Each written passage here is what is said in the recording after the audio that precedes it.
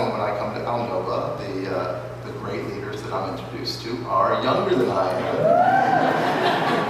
And it makes me feel a little bit like a slow learner.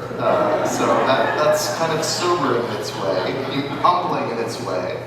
But it's also, to an earlier question, it's also what gives me great joy and optimism, is that the next generation is more than ready to take over that mantle, more than ready to find joy in the fight. And whatever you're hearing about the next generations, have no doubt that they're ready to take on these fights. Very often we put the pressure of breaking generational cycles on the young people.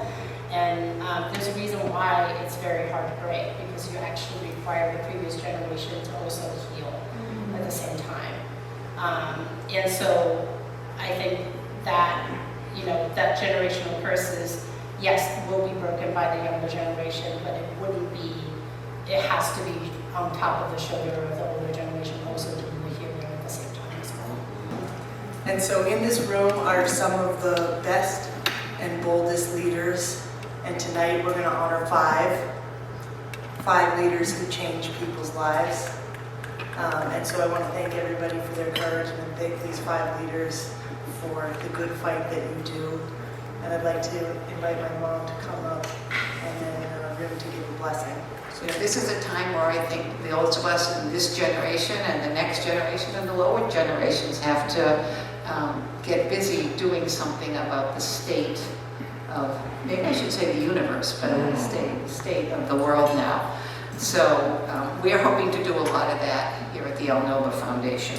Since Alan died, many of us here continue to hear him speak to us, to have heard his lessons in our mind and his dreams in our dreams. We also hear him in the words of others. I heard someone speak recently about something called courageous love. It sounds like a phrase that Alan would use. Teen girls have the power to reshape the future. And when we invest in them, we invest in the strength of entire communities. And I thank you. All these actions really strengthen our collective power. I really do believe that altogether we can push back against systematic injustices that are threatening us. And I really look forward to continuing and growing the relationship that I've had developed over these past couple of months, because folks came to interview us and literally within a second, I was like, oh, that's my friend. I felt like I knew them already for a long time. I'm also very grateful to the Forest Societies, actually New Hampshire Forest, where 50 years ago next year, I started my official environmental career as an intern. You saw a picture of me saving Sandwich Knot with Digit Taylor standing next to me, who was the head of LCHIP for many years. You may know her. The two of us worked up in Sandwich Knot, and that was 50 years ago, next summer. I teach my residents. This also reminds me of Mr. Lewis.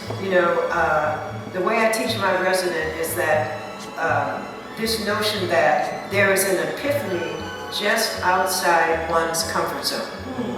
It is going to scale up the restoration that we are doing, and this restoration will make sure that in future, each and every living creature in the world will live in harmony with nature. And today, I am very thankful because I have seen that and I have learned something from this award, that when you do smaller things, it will create bigger things.